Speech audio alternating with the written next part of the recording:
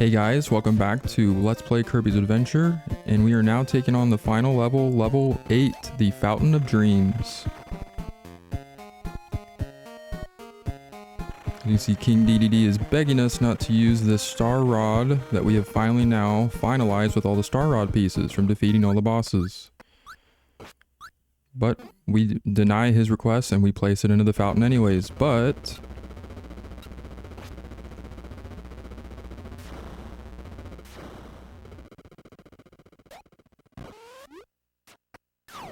he decides to shoot us up into the sky, where we face the final boss, phase 1 of 2. So this is the final part of the game here. So as you can see, we now have the star rod intact. So we are able to perform endless attacks using it against this guy. So this guy is going to... by the way, this guy's official name is Mr. Nightmare. He's got 2 different phases. This is his first phase, where he's going to send his power orb to attack you. You'll see his second phase is a little bit more creepy once we get to that one. But this one is pretty straightforward. You actually want to, like I said, just continuously shoot this guy with the stars that come from the star rod. And just keep hitting him, and that's literally it. Dodging his attacks as he attacks you and continuously nailing this guy will do the trick. I failed miserably. If you notice, my life count is much different than when I started the fight, but we're gonna go ahead and get this done now. But yeah, I failed my first. I think I tried like 2 or 3 times. I don't know why I had a heck of a time getting through this guy, but he's very easy. But anyways, this is now the second phase and the final phase of him. And here we go. Looks like we're riding the star, or the warp star, one final time. And we are back into the action with our star rod. As you can see, he is now taking on his final fit form. Creepy as ever. I don't even know how to describe how he looks or what he is. But this is him. This is Mr. Nightmare in his final phase.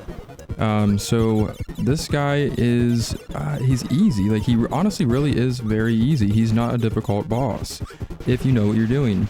If you don't know what you're doing, he's easy as well. I'm really not going to lie and say, you know, you can't have, I guess, you know, it's possible to die to him. I'm not going to say that. But he's basically just going to shoot out a bunch of random star attacks, and he's going to do a lot of different movements where he basically like teleports all over the screen. And he does that little dive attack. That's really the only time you can really get hit.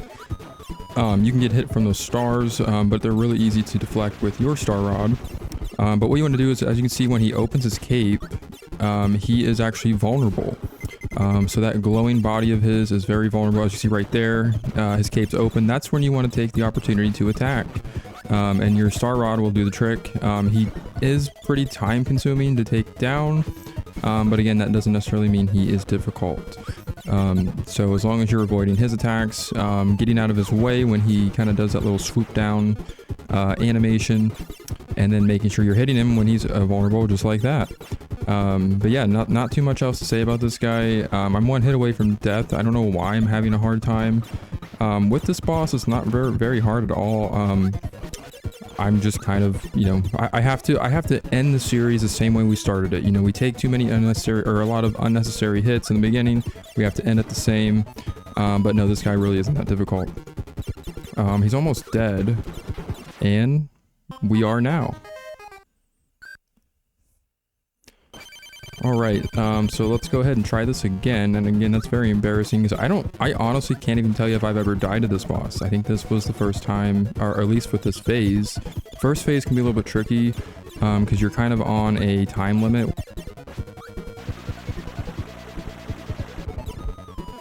But this guy really isn't that bad.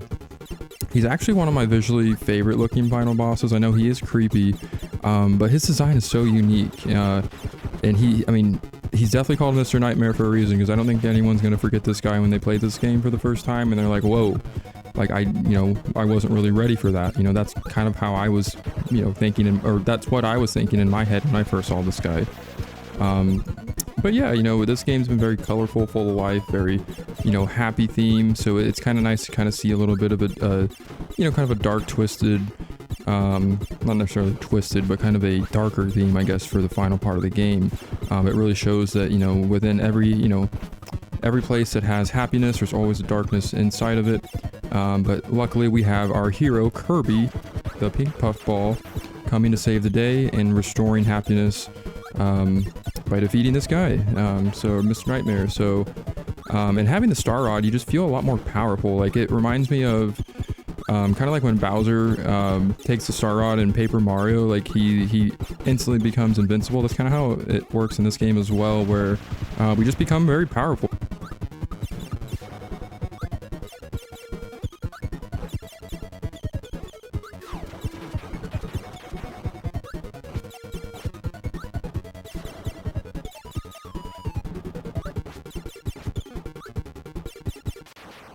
And as you can see, we finally took him down.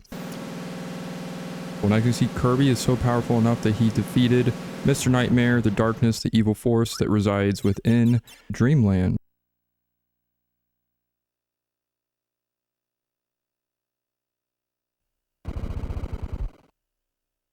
He's even powerful enough, he blasted a hole in the moon. Look at that. Kirby fought to find the Star Rod. But King Dedede did not mean any harm. Right. Bad dreams had invaded Dreamland. A nightmare came to the Dream Spring and tried to cause pain to the people. Dedede foiled the nightmare by hiding the Star Rod from him. Okay, we'll give him that much. That's all he gets. Dedede helped Kirby beat the nightmare. Hardly. Now everyone's dreams will return. Tonight Dreamland will sleep well. So everyone's dreams have now been restored. Everybody can sleep and dream peacefully and as happily as they ever have before. And Kirby's just riding this warp star just through the clouds because he deserves it. He's the hero of the story, and he has restored peace to Dreamland once again. Star Rod has been returned to its rightful place inside of the fountain of Dreamland, and we get a happy ending.